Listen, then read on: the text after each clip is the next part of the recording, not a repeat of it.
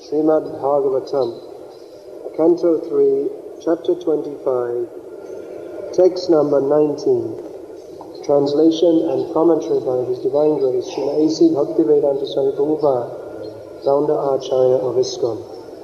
Translation: Perfection and self-realization cannot be attained by any kind of yogi unless he engages in devotional service to the Supreme Personality of Godhead, for that is the only auspicious path. Purport: that knowledge and renunciation are never perfect unless joined by devotional service is explicitly explained here. Nayujyamanaya means without being dovetailed. When there is devotional service, then the question is where to offer that service. Devotional service is to be offered to the Supreme Personality of Godhead, who is the super soul of everything, for that is the only reliable path of self-realization or Brahman realization.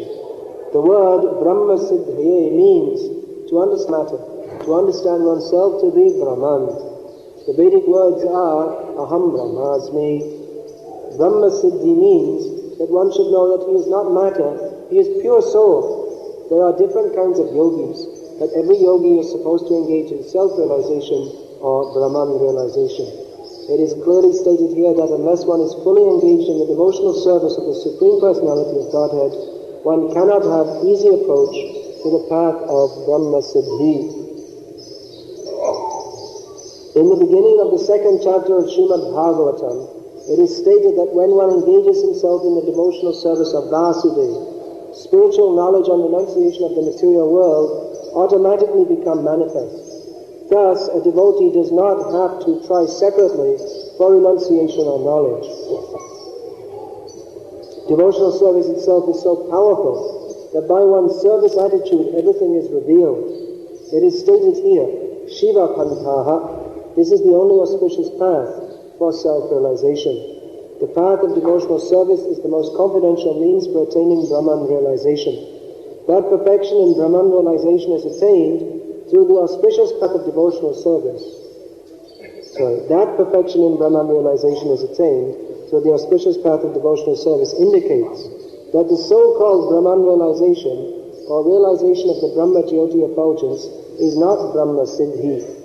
Beyond that Brahma Jyoti there is the Supreme Personality of Godhead. In the Upanishads, a devotee prays to the Lord to kindly put aside the effulgence, Brahma Jyoti, so that the devotee may see within the Brahma Jyoti the actual eternal form of the Lord. Unless one attains realization of the transcendental form of the Lord,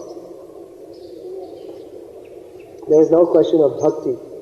Bhakti necessitates the existence of the recipient of devotional service and the devotee who renders devotional service. Brahma Siddhi through devotional service is realization of the Supreme Personality of Godhead. The understanding of the effulgent rays of the body of the Supreme Godhead is not the perfect stage of Brahma Siddhi or Brahman realization, nor is the realization of the Paramatma feature of the Supreme Person perfect.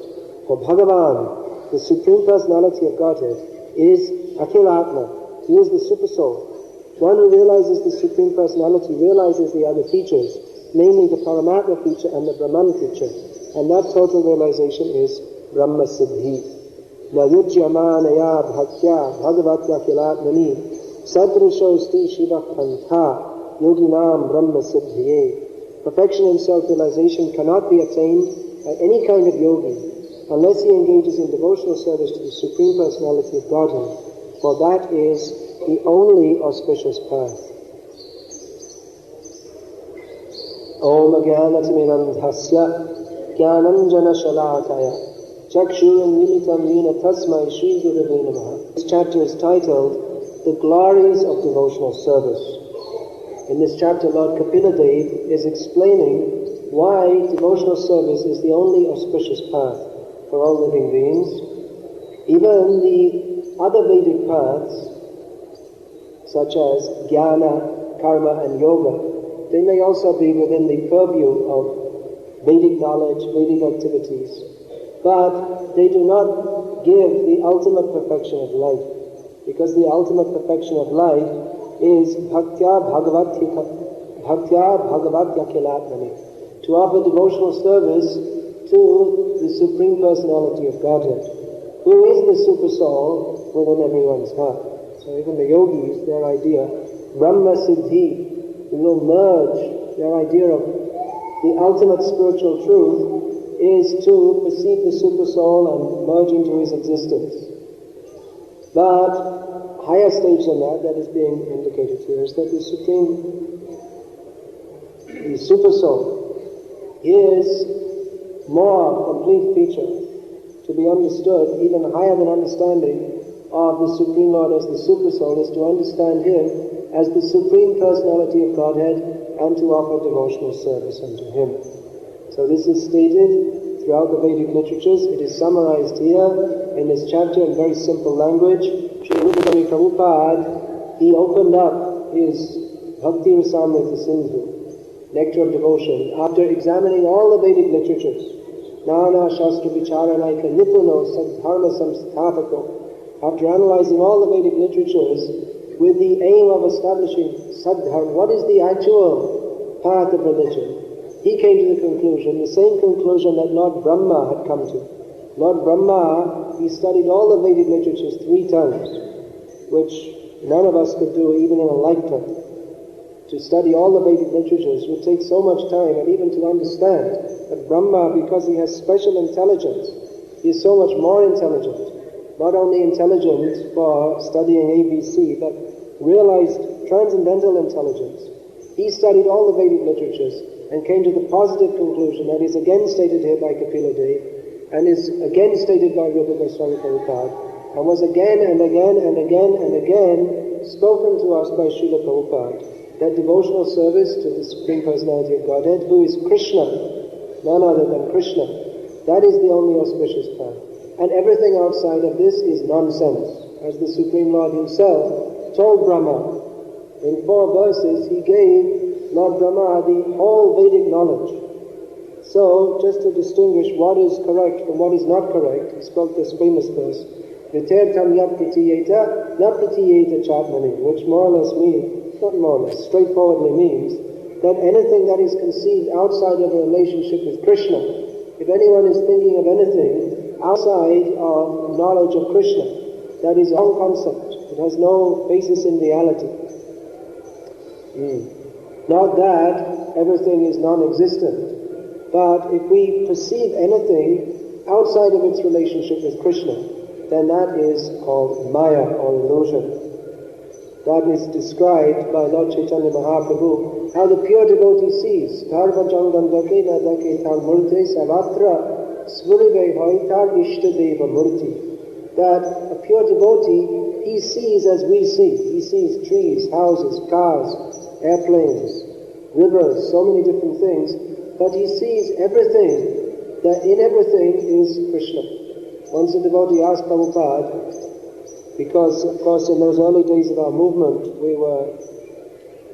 devotees were mostly very neophyte, and mostly from some kind of a hippie background, so we're much used to hallucinations of different kinds, mostly chemically inspired. So one devotee asked Prabhupada, Prabhupada, when you see a tree, what do you see? He was thinking maybe Prabhupada saw the tree was shaking or different colors or something like this. Prabhupada, how do you see Krishna everywhere in the tree? How do you see Krishna in the tree? Prabhupada said, I see this is Krishna's tree. That is the vision of a pure devotee, not necessarily that he sees that the tree is Krishna, or that he sees Krishna dancing everywhere. He may do also. But he sees, what is the philosophical basis? First of all, we see that everything belongs to Krishna. Everything is in Krishna, Krishna is in everything is in relationship with Krishna. Just like you see when Prabhupada, he was talking, whatever he was talking about, maybe management of our society, some legal matter, or someone brings some news from the newspaper. You see, even Prabhupada, he would know what is the news. The devotees would tell him what is in the newspaper. Prabhupada, I read in the newspaper, the scientists say that they're going to make food out of stool, for instance. They would bring some comment. And Prabhupada would immediately give what is the Krishna conscious view of that. So many people may discuss. Prabhupada, there is a comet coming. So all the people would discuss, well, the comet is this and the comet is that, and what is the scientific understanding, and There may be astrologers also giving. Prabhupada, he would give, what is the Shastric idea? Shastra, so many people are giving ideas of Shastra, but exactly in relationship to Krishna. So we see Prabhupada, he was always talking about Krishna, and very straightforwardly and clearly giving this Siddhanta. It's now become a very popular word in our society. Siddhanta. But here, Siddhanta very clearly given, what is the Siddhi? That is to know Krishna. Prabhupada knew Krishna and he presented Krishna throughout his books, talking constantly in his life, everything he was doing, he was presenting Krishna very clearly and straightforwardly. Otherwise, here we see, if one is not clearly and straightforwardly on the path of Krishna consciousness, then he's not on the auspicious path.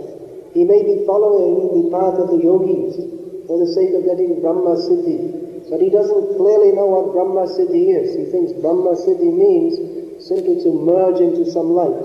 Therefore, for all his endeavors, severe austerities, very strict sadhana for many, many years, but he doesn't come to the point. He misses the point because he's gone on the wrong track.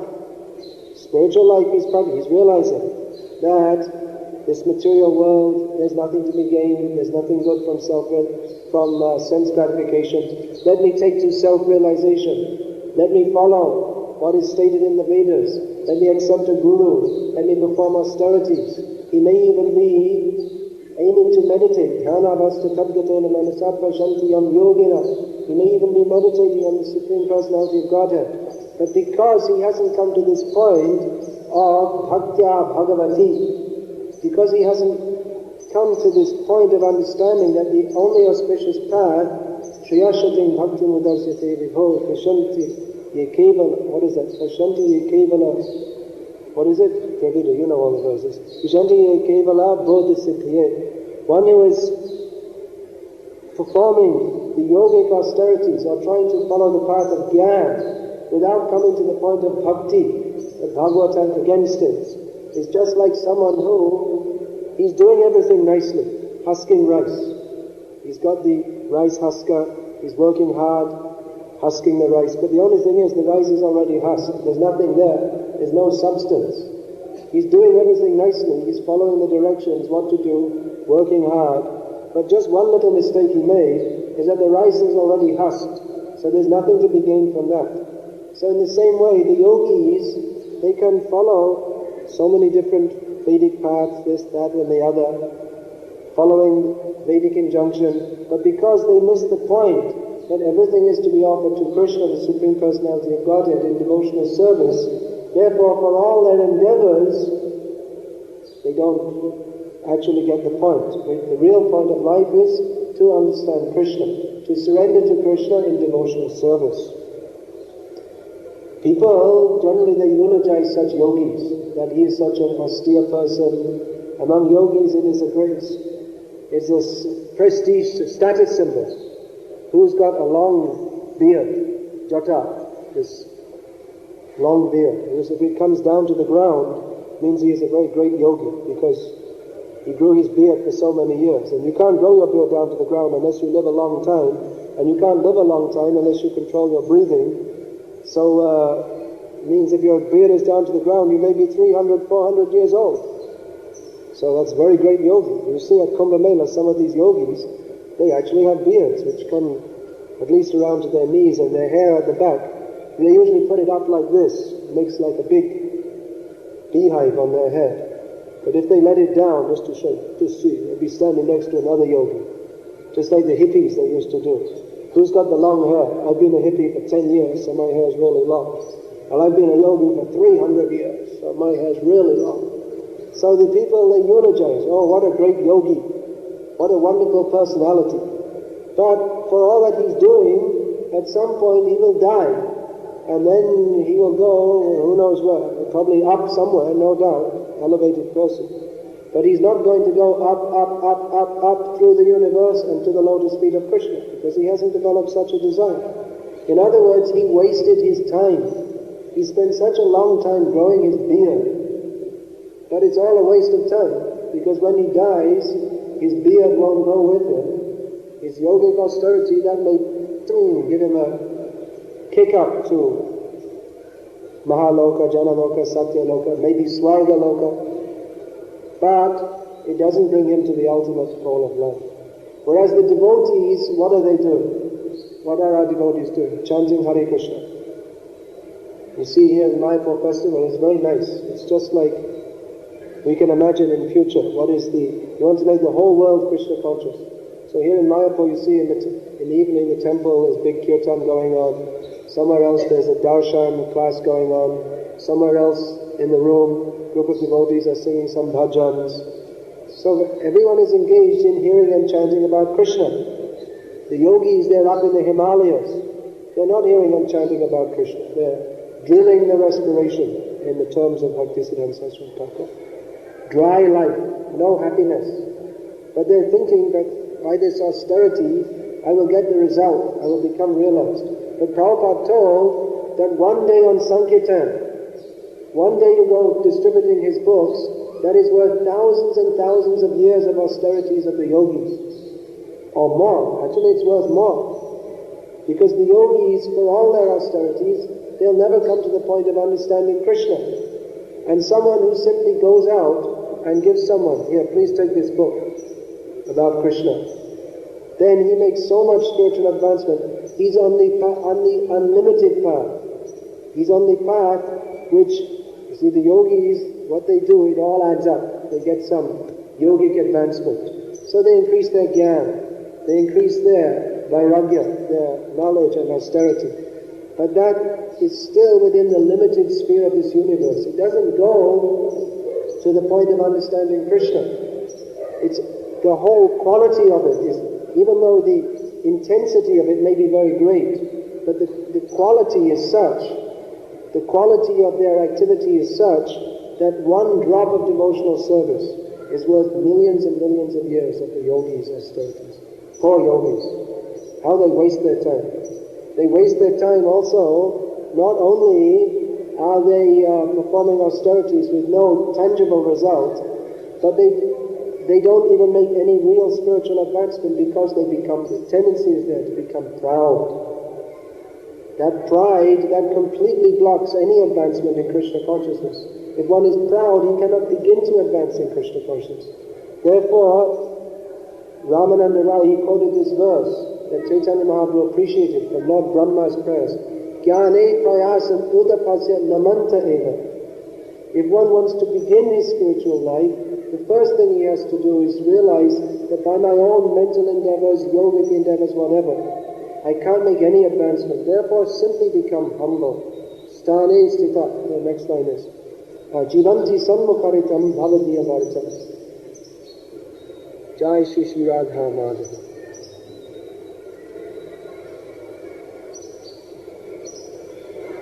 Jai Ashtashakti, Jai Chaitanya Mahaprabhu.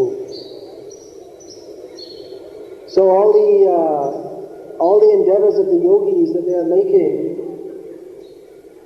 they can't make any tangible progress, simply because they become very proud. They think, now I know everything. But Chaitanya Mahaprabhu, he rejected all these processes offered by Ramananda Rai, karma, jnana and yoga. And when he came to this point, when Ramananda Rai came to this point, that giving up all the endeavors that I will become by my own attempt, very learned, very austere, very advanced, if we simply take this process very humbly, hearing from authorities, then Krishna, who is not conquerable, he is ajit, he cannot be conquered by your yogic endeavor, by any endeavor, not that by, I will read so many books and I will understand Krishna.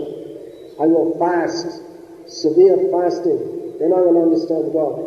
God, he cannot be touched. We don't have such power to approach him. But he can be conquered by the love of one who humbly submits to his devotees. This is the process. That you can't get Krishna by force. The one who becomes very humble, then he attracts Krishna. That also, Rupa Goswami in the beginning of Nectar Devotion, he's giving the glories of devotional service. One of the glories of devotional service is that Krishna himself becomes conquered by bhakti. This, Prabhupada sometimes used to say that the Mayavadis, they want to become one with God. We have a higher ambition. We will become greater than God. Because Mother Yashoda, she's tying up God. The yogis, they can't even approach the tip of the toe of his lotus feet. Pantas tu koti shatavatsara sambhagamyo vayoratabi mamaso muni pungavanam sopyastiyat prakatisinya vinchinta tattve govindavadi purusham tamaham bhajan. Krishna is avichinta tattve, avichinta tattva. That means even by very great mental somersaults, even if one is a highly learned person, an Einstein, or a big pundit. You see, the pundits, they get big names. It's, what is that? Mahavidya Kavya, something like this. I don't know. Big names. So for all their big names, they can't understand Krishna. Even Lord Brahma, he thought, what is this Krishna? He's just a little boy. He cannot be God. Because he's running around playing with other little boys and chasing the cows. So how can he be God? Then afterwards, Lord Brahma, he understood. Oh yes, he is God. He showed Brahma thought he would play a little trick with Krishna. And Krishna, without even talking to him, he didn't try to negotiate a peace settlement or could you bring my boys back? He just showed, you're doing magic? I can do magic much better than you. So in this way, Lord Brahma again understood the point which he had stated in his Brahma Samhita, that Krishna is avichincha tattva. Even if you have very good powers, very big brain to understand so many things, even if you can quote so many shlokas and interpret in so many ways, and you see, now our devotees are getting some insight into Vedic wrangling. This tradition in India was there, Vedic wrangling. Someone will take a point from Shastra and he will interpret. You see this prefix pra. So from this, and then he'll interpret it in such a way that the actual meaning becomes completely distorted. And he says, well, this means this, and because it's in this grammatical case, therefore we can deduce this. This is called mental speculation, by which someone twists some meaning out. Just like that rascal, we're not supposed to mention names. He said that Krishna means black, and black means unknown, therefore Krishna cannot be known, so he won't even bother to try. Don't bother trying to understand Krishna. This is big Swami, famous Swami. So this is his way of interpreting, getting some meaning out, but this is not the meaning given by the Acharyas. The Acharyas, they're presenting everything very clearly. This is the process to understand God. Krishna is God, he is avichinta tattva. He cannot be understood by the yogis. He cannot be understood by the mental speculators, but he can be understood by the process of jnane prayasa bhutapasya namanta eva jivanti sannakaritam bhavadiya bharatam. He can be understood by the process of humbly hearing from self-realized souls. What does humbly hearing mean? Humbly hearing means that one accepts that I don't know, I'm a fool, I'm not such a big brain. My spiritual master, he is self-realized, he can teach what is correct. Why? Because he has heard from his spiritual master who is correct. This is the process, handed down without any change. We've heard it so many times. Then we may say, well, there are apparent differences between the acharyas. That may be. There may be, even want to speak between the acharyas, even in the Shastra itself, there are apparent differences in what is, something is discussed. Then again, just like that in Gita, sometimes it seems that Krishna is saying that, what is that? He says, Prakriti kriyamanani guna ahankara vimudhana patala mitimani. Someone thinks, I'm the doer, you're not the doer. Then again, later on Krishna says that I'm also not the doer. So you may ask them, who or what is the doer? There appears to be a contradiction. So those who are acharyas, they explain That is one of the functions of the great self-realized acharyas. What is apparently a contradiction, they resolve that. Just like in the Gita also, you'll find yogi. The word is described. So Prabhupada so many times, he translates that as devotee. And some people, they may protest. That why is Bhaktivedanta Swami saying yogi means devotee? He says yogi, and yogi means that guy with the long beard down to his toes. Doesn't mean that you guys jumping up and down, banging on a drum. How is that? But then you see, Prabhupada, he's self-realized soul, so he knows what is the purpose of Shastra, and he is given yogi, that Krishna explains, means devotee. The best yogi is a devotee. So therefore yogi, ultimately that is to be understood, who is an actual yogi, one who, in here the word is given, yujyamanaya, one who dovetails everything in devotional service. So you may say, well, that's not very good scholarship, and how about he didn't, after all, he made everything very simple. No, we should study more Sanskrit and try to understand in a more scholarly way. So if you do that, you can study, and you can study so many different big scholars, and you can come up with many different interpretations. Because that is the whole Vedic culture is full of these different philosophers with many different interpretations. And you can find, so many wonderful interpretations of everything, and you can say, well, Prabhupada said this, but actually it wasn't really correct, and that's all right for less intelligent people. But those who are really big scholars, those who are very deep scholars, those who studied very deeply, they will find how wonderfully Prabhupada has put all the essence, he's captured it and put it exactly. Other people, that Prabhupada used to say, that referring to the scientists, those who are just like little fish, they're jumping, put, in the water. But those who are big fish, they remain deep inside. So like that, the little scientists, they make some protest that no, there's no God. But those who are the really great geniuses, or genii, whatever the word is, they appreciate that yes, there is God. They may not know who is God, for that they should go to Prabhupada. But they don't make protest like this.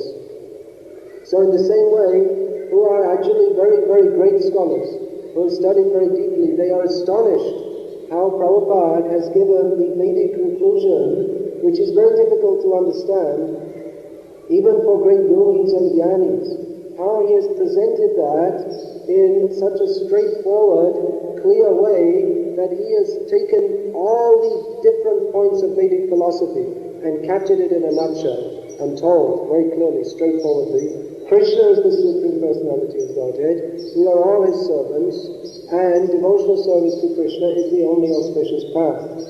Others, they may have to go through many lifetimes of study, or they may have to go through so many difficult intellectual processes to understand this. But Prabhupada has put it very clearly and straightforwardly, just as Srimad Bhagavatam is here, very straightforward and clear. Prabhupada hasn't tried to do like this. You know this example? If you want to scratch your nose, you can go like this, or you can go like this. So Prabhupada is not going like this, he's going like this. He's not hiding anything, not trying to present it in a very difficult kind of way. That is the job of pseudo-intellectuals. They try to cover everything up, make big talk, but there's no actual substance there. Prabhupada gave substance clearly, straightforward. Krishna is the Supreme Personality of Godhead. Service to him is the only auspicious path. And not only was he talking about it, that I think it was Hema Malini, she made some, that comes in the Lilamrita, that she said that Prabhupada, he was so great that he wasn't only just talking about all these things, but he actually went out and he got people to do it, and he showed that actually this is true.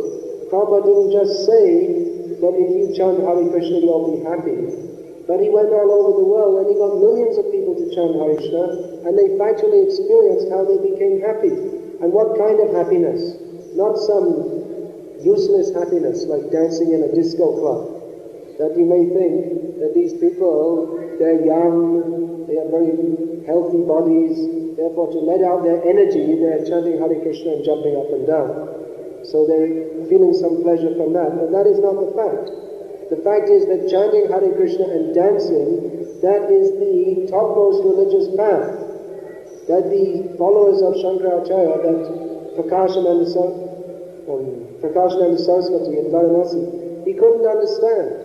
He thought that this Chaitanya Mahaprabhu just jumping up and down with a bunch of less educated people, they're just simply sentimentalists. Why is he doing? They thought that he's a sannyasi and he's dancing. Sannyasis aren't meant to dance. Shastra says sannyasis are not meant to dance. Of course they're not meant to dance. They're meant for a very serious, grave life. They're not meant for... Dancing means they're not meant to go for some ballroom dance, as Prabhupada used to say. But dancing for Krishna, that is sannyas. So the Mayavadi sannyasis, they didn't understand. They thought that we're studying Shastra, we're very austere, we've understood so many things. But when Chaitanya Mahaprabhu sat down to speak with them, then they became quiet. They understood that actually Chaitanya Mahaprabhu, he understood Vedanta exactly. Then they also, Chaitanya Mahaprabhu didn't just defeat them in some philosophical talk. That's all they knew, was how to discuss some philosophy back and forward. But Chaitanya Mahaprabhu brought them in his Sankirtan party. So similarly, Prabhupada, we see he went all over the world, and he was never defeated. He met with so many people from all different walks of life. He's giving so many different ideas. And Prabhupada, he simply spoke on the basis of Bhagavad Gita, that whatever he said, no one could defeat.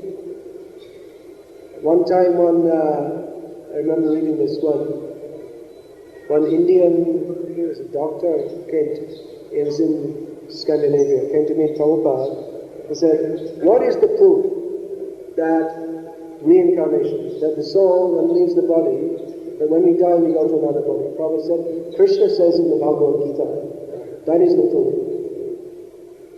That is the ultimate proof. Because Shastra says, when the man says very sarcastically, oh, Krishna says in the Bhagavad Gita, that is the ultimate. Because Prabhupada had that faith, not only faith but realization, that everything that is said in Shastra, as we have received from our acharyas, that is correct, and you should accept that also. Ultimately, this is the standard, that we have to accept what is said in Shastra. Just like Prabhupada going to the moon. Who would say, who could even imagine, apart from Prabhupada, that they have not gone to the moon? Because they haven't gone to the moon. How do you know? Because in Shastra it says the moon is further away than the sun. So how you can't, that's one thing. Another thing is that you can't go to the moon because they won't allow you to come in. You're not qualified. You can't go by machine. You have to go by pious activity. So Prabhupada, he stood by his principles, even though it may seem to others that he is wrong. And so many people would criticize him, argue with him, wouldn't accept. But he simply stuck by his principles. We have to follow Shastra, and our acharyas have said this, therefore we have to follow. And this confidence he instilled in us also by his personal example. By anyone who is at all sensitive could understand that Prabhupada is he's not one of us. Just like sometimes people ask, was your Guru Maharaj an Indian? Was he a Bengali? So we say yes in some ways, but it doesn't fit. You don't think Prabhupada's a Bengali or an Indian. He's not one of us. He's, as he said about his own Guru Maharaj, he is a Vaikuntha man. Prabhupada is a completely different kind of person because everything about him was completely Krishna conscious. And that faith he instilled, everything he did, he was just so full of Krishna consciousness that he inspired others, taught, not simply just like some electric shock current that Ramakrishna, that mythology we have, that Ramakrishna touched Vivekananda and then an electric shock went into him and then he got all his knowledge. That's what they say. Anyway, however he got his knowledge from Ramakrishna, it was all completely bogus anyway. So, whichever way was spoiled by Ramakrishna. But this is not the method. The method is hearing from the spiritual master, but hearing from Srila Prabhupada means he was so much convinced and able to convince. Because he's seeing Krishna directly, face to face at every moment. So that confidence Prabhupada instilled, that if we simply follow Prabhupada, very simply, we don't have to do anything very difficult. Even in about 1969, I think it was, Prabhupada, this comes in Amrita, that he was leaving London and he had trained Yamuna Devi Dasi in deity worship. So that was 1969. So Prabhupada said, if you just read my books, whatever is there, whatever I've taught you up to now, if you simply follow that, you'll go back home, back to Godhead. So it wasn't that Prabhupada left, he was teaching, but he left something left over. This common myth. Prabhupada left something left over. Hidden teachings, secret teachings. No, in the very beginning he taught the complete truth. In the very beginning, if you listen to Prabhupada's lectures 1966, you will have all knowledge of the absolute truth. What did Prabhupada teach? We are not these bodies, we're eternal spirit soul, we are the servants of Krishna, who is the Supreme Personality of Godhead. Why is he the Supreme Personality of Godhead? Because he has 6 opulences in full, there's no comparison. Therefore, our duty is to serve Krishna, because we are suffering in this material world, forgetting Krishna. Therefore, we should serve Krishna, become purified, and go back to Godhead. How to serve Krishna? Principally by chanting the holy names of Krishna, associating with devotees. In those 1966 lectures, you listen to them, you get all direction how to go back home, back to Godhead, all spiritual knowledge. Even Prabhupada writes in the Bhagavad Gita as it is. He says, this book alone is enough for self-realization, for God realization. This book alone is enough. Now, if you study, if someone has such a brain, and mostly in this day and age, people don't have such a brain. Therefore, Chaitanya Mahaprabhu, his guru, warned him that you are not fit to study Vedanta Sutra. But even if someone has such a brain to study Vedanta Sutra, then you study inside out, upside down, because that's what Vedanta Sutra means. Everyone, all the different commentators, they go in, here, this point, that point, very hair-splitting, very complex. So if you go through all that, and if you have such a brain to understand all these things, that's the problem. Most of the people don't have such a brain, and they think they understand, and they don't understand, and then they talk all nonsense. That is mostly the problem. But even if you do have such a brain to understand, and you go through everything, then you'll come to the conclusion that Sarvadhaman Pranityajaname, see what Prabhupada said. Krishna is the Supreme Personality of Godhead. We should surrender to him and chant Hare Krishna. So, nowadays we have so many different books. Many books are being published. Still, if we come back and read Bhagavad Gita as it is, and Srimad Bhagavatam, then everything becomes very clear. Otherwise, reading so many different things, our brain may become befuddled. That's what happened to Tapan Mishra. He was a bookworm. Before he met Chaitanya Mahaprabhu, he was a bookworm. He used to read many books. And one book says this, and another book says that, and something else says this. Another thing says, yes, that's all right, but you should understand it a little bit differently. Yes, everything you say is good, but I just have a little bit different understanding. So all these little bit different understandings, they make us confused. Oh, really? But then we pick up Srimad Bhagavatam, Prabhupada's purport, and Prabhupada gives everything very clearly. Devotional service is to be offered to the Supreme Personality of Godhead, who is the super soul of everything, for that is the only reliable path of self-realization. Everything is very simple, clear, straightforward. It doesn't mean that we become brainless. Rather, our intelligence becomes nourished by the clear, straightforward, unequivocal instructions given by Srila Prabhupada. So, this is the one point, I think, in our society that seems from the lectures I've been hearing here in Mayapur this year, that devotees are coming to this conclusion more and more strongly, very clearly, that after all, even if we Not that we shouldn't study so many different books, because Prabhupada told us to. But even if we don't read any other books, we simply read Srila Prabhupada's Bhagavad Gita as it is, and follow what he told us to do.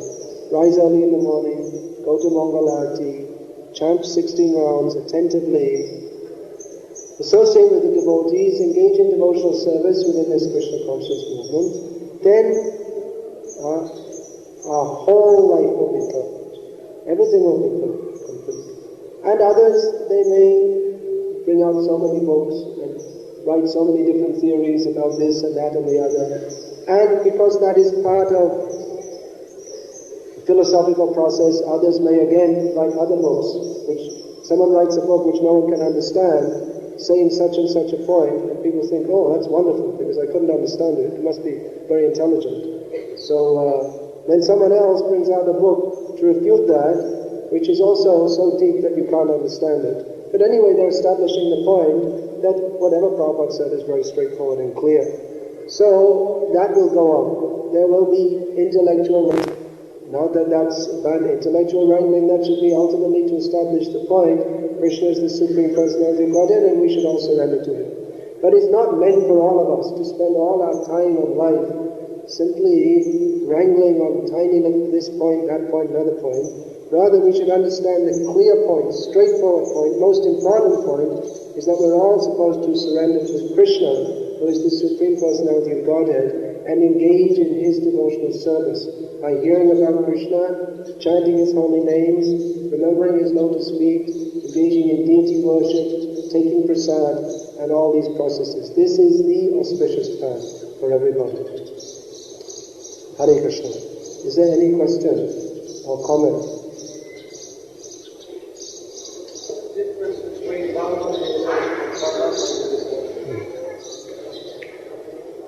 Is the difference between Bhagavan realization and Paramatma realization. Paramatma realization also means to realize the form of God, but there is not knowledge of His six opulences, and there is not the motive of service to Him.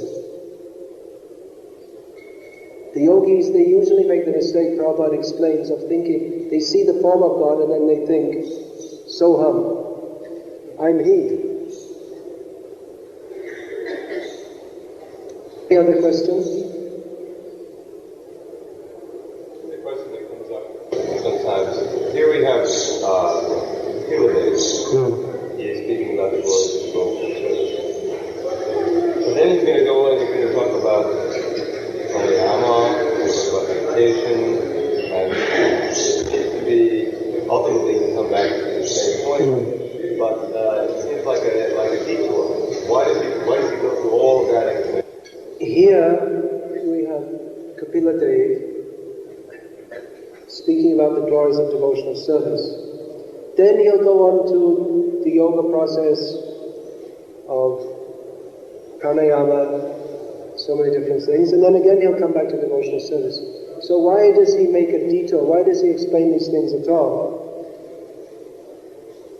Well, then we may say, why are all the Vedas there? Why don't we just have one verse? Savadhaman parityaja mamekam sharanam vraja. That's all you have to... But just because we have so many doubts, or we may be attracted to so many different things, therefore everything is explained and then brought into the context that after all, this is the only auspicious path. And then why is it the only auspicious path? That you may explain this way, that way, another way. And then again you come to the point, after all, this is the only auspicious path. Sorry, Srila